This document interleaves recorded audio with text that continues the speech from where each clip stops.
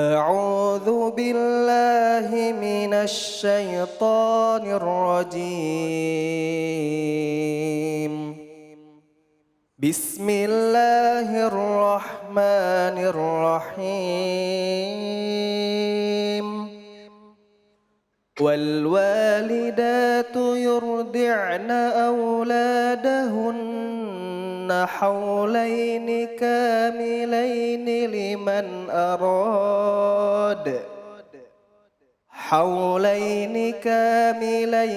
لمن أراد أن يتم الرضاعة.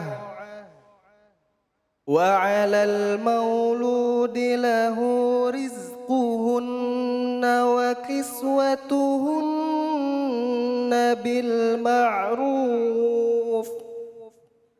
لا تكلف نفس إلا وسعها. لا تضار والدة بولدها ولا مولود له بولده. وعلى الوارث مثل ذلك.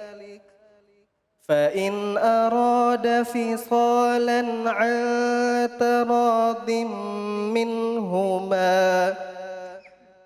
وتشاور فلا جناح عليهما. وإن أردتم أن تسترضعوا أولادكم فلا جناح عليكم إذا سلمتم ما آتيتم بالمعروف. واتقوا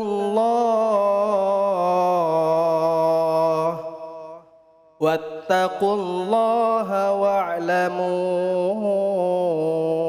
أن الله بما تعملون بصير.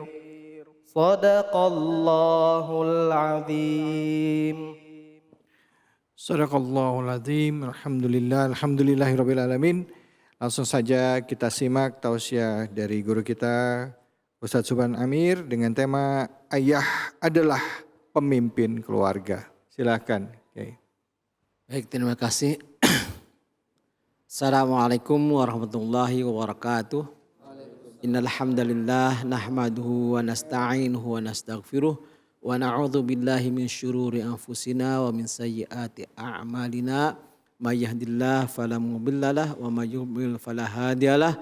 Masyaallahu kan wa ma lam yasha' lam yakun. La haula wala quwata illa billahil aliyil azim.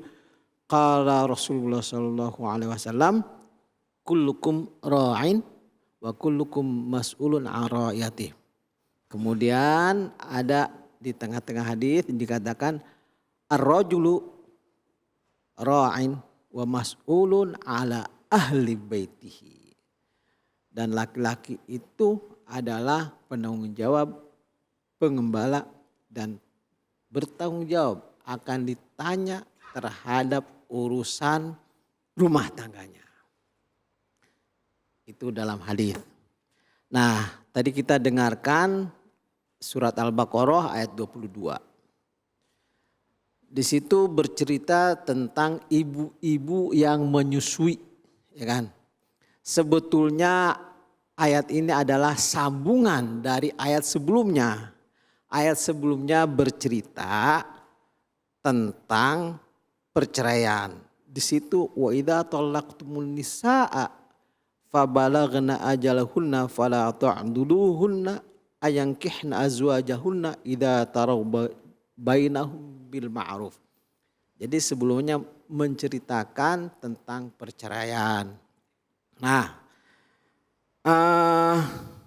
di ayat sebelumnya itu dikatakan juga apabila sudah sampai iddah, udah lewat, kemudian akan menikah lagi, dapat jodoh lagi nih. Jangan halangi itu. Idza taradau, apabila keduanya saling suka, saling ridho.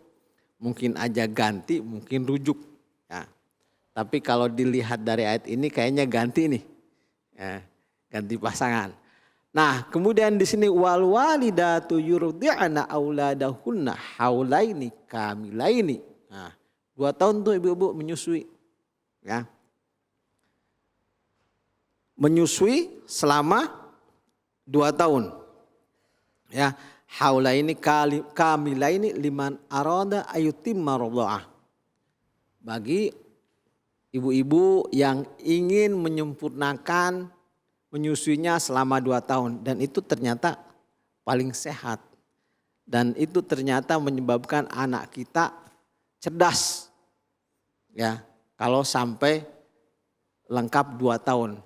Ya, enggak seperti sekarang baru setengah tahun sudah dikasih susu susu sapi.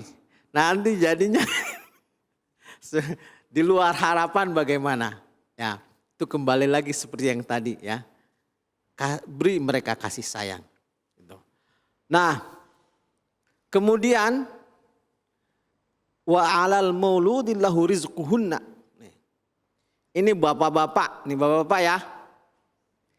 Terus melihat istrinya menyusui nyantai-nyantai aja begitu. Tidak. Punya tanggung jawab di situ. Ya, rizquhunna wa kiswatuhunna. Makan minumnya, pakaiannya, tanggung jawab bapak-bapak. Enak aja.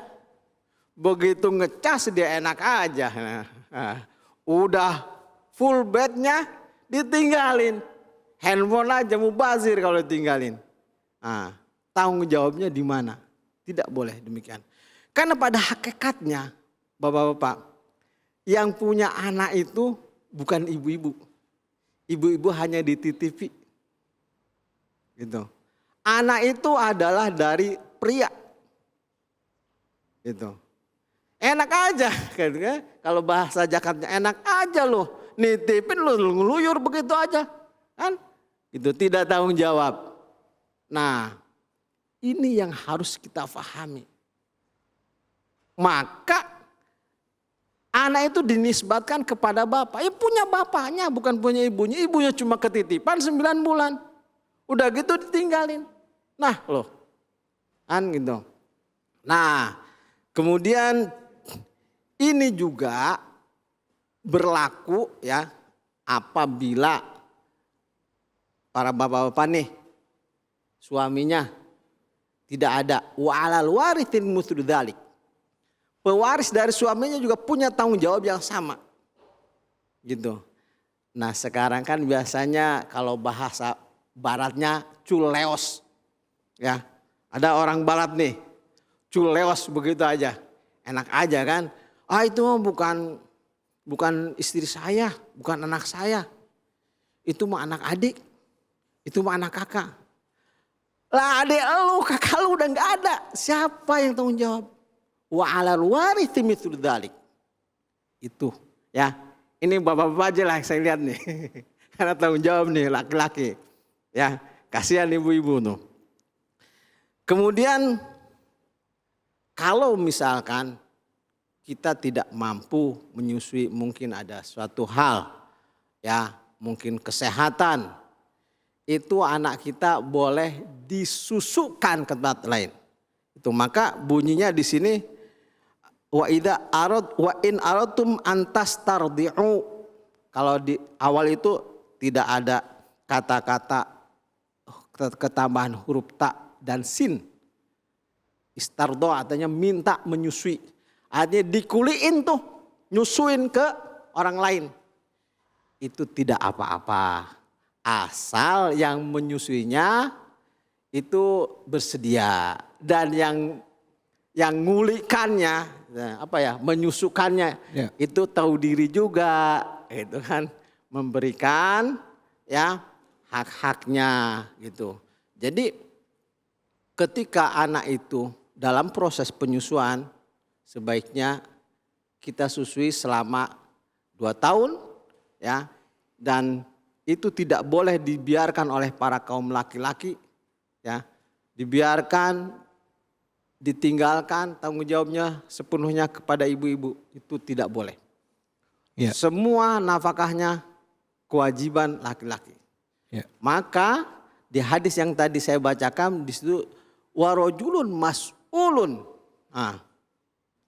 ala ahli baitihi. Tuh. Bertanggung jawab. Disitulah laki-laki jadi pemimpin.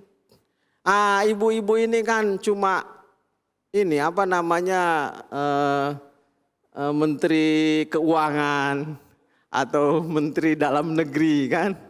Laki-laki presidennya gitu. Dan ini ibu-ibu yang tinggal di rumah, ngurusin rumah, jadi ibu rumah tangga. Demi Allah jauh lebih mulia daripada ibu-ibu karir. Ibu kerjanya apa? Saya mah nganggur. Di mana? Di rumah. Cuma beres-beres rumah.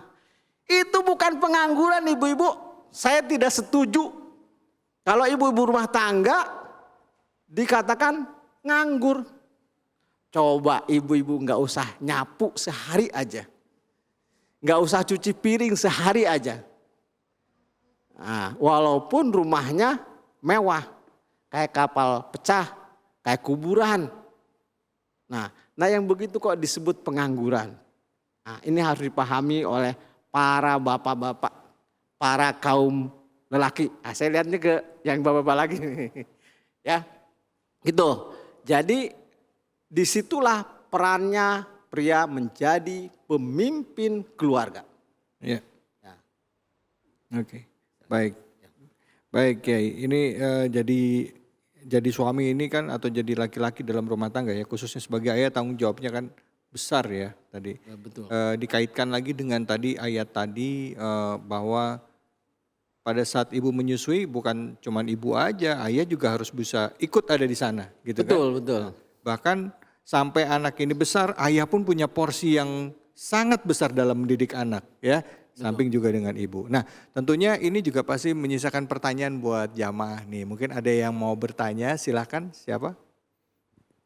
Assalamualaikum warahmatullahi wabarakatuh. Waalaikumsalam warahmatullahi wabarakatuh. Perkenalkan saya Rizky Farid. Saya ingin bertanya Ustadz, apa hukuman untuk seorang ayah yang tidak bisa menjadi pemimpin? Hukuman untuk seorang ayah yang tidak bisa menjadi pemimpin keluarga. Hukuman atau hukumnya nih? Ya. Hukumnya Atau sanksinya di mata Islam ya, seorang ayah yang tidak sanggup menjadi pemimpin dalam keluarganya begitu ya? Oke. Ini pertanyaan paling berat sekali. Waduh luar biasa. Karena hukum ini kan, hukum ini haknya Allah. Ya. Tapi kita coba saja ya. Jadi bahwa di ayat tadi disebutkan wa 'alal mauludi lahu rizquhunna wa kiswahunna, itu harus memberikan nafkah. Harus memberikan kecukupan pakaian, artinya dia menjadi pemimpin. Ya. Itu perintah. Kemudian di hadis tadi warajulun mas'ulun ala ahli baitihi. Jelas tanggung jawab. Nah, ini hukumnya wajib melaksanakannya. Gitu. Nah, kira-kira kalau tidak mampu melaksanakan perintah yang wajib apa kira-kira? Saya serahkan lagi jawabannya. Kita diperintah sholat kan? Wajib nggak sholat? Fardu ain apakah fardu kifayah? Fardu ain. Terus nggak sholat, apa hukumnya? Kira-kira begitu. Paling saya berani mengatakan zolim. Karena dia tidak menempatkan dirinya pada tempat yang seharusnya.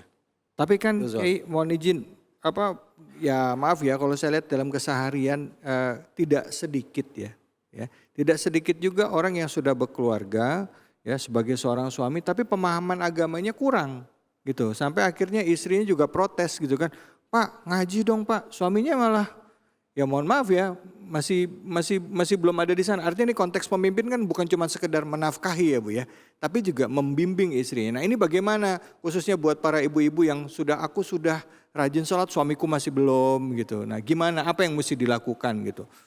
Nah ini memang berat ya. Tugasnya ini Menteri Dalam Negeri ya, meluruskan presidennya istilahnya gitu. Ya sabar-sabar. Sabar-sabar, terus nasihati, terus menasehati. Ya dinasehati dan dinasehati. Ada itu contohnya ya. Siti Aisyah dengan Firaun. Bagaimana gitu. Tapi keuntungan bagi ibu-ibu, kenapa? Kalau ibu-ibu solihah ya, suaminya tolih, di hari akhir nggak disuruh tanggung jawab. Nah, kami ini Bu yang susah. Misalkan kami soleh, istrinya toleh, mau masuk surga, di stop dulu. Istri lo tuh, gitu ya. Ibu-ibu gitu kira-kira ya. Ya. Jadi tanggung jawabnya tetap ada di suami Tetap ya. ada di suami. Nah, gitu Tetap Ibu. ada di Jadi suami. nah soalnya banyak nih Kiai, saya juga sering dengar ya ada orang-orang yang suami nih yang dianya belum hijrah, istrinya udah gini, istrinya sudah lebih dulu mempelajari agama, suaminya belum. Sampai pas istrinya mau berhijab, suami bilang, "Lu jangan alim-alim amat deh." Gitu. Kan katanya kalau istri nggak nurut sama suami, nah nanti kamu bisa dosa, nggak masuk surga. Jadi itu sering jadi senjata tuh. Gimana kalau istrinya mau ini tapi suaminya belum, sampai ngeluarin itu tadi kalimat itu. Kalau istri yang soleha itu kan harus ngikut sama suami. Kalau suami bilang jangan, jangan. Jangan misalnya jangan pakai hijab gitu. Nah itu gimana kayak? Nah baik. Itu menurut suami ada konteksnya, yaitu fi ta'atillah, dalam rangka mentaati Allah. Kembali lagi contohnya tadi Aisyah, Siti Aisyah, istrinya Firaun, ya tidak pernah memusyrikan Allah, gitu. Kalau istri ingin berhijab, kemudian suaminya melarang, ya tidak berhak untuk diikuti, karena perintahnya perintah untuk memaksiati Allah. Gitu. Yang harus diikuti adalah dalam konteks melaksanakan perintah Allah. Gitu. Kalau istrinya nggak mau sholat, kemudian disuruh sholat oleh suaminya, nah itu double dosanya. Nah, oke baik, terima kasih banyak. Ya, terima kasih banyak ya, Ibu, jelas ya Bu ya. Mukanya udah agak cerah-cerah sedikit gitu ya. Oke, baik, setelah ini kita akan mengaji bersama dengan guru kita Kiai Haji Munawir Ngacir. Ngacir tahu nggak singkatannya apa? Kabur, ngaji ceria. Hanya di sini, di Cahaya Hati Indonesia.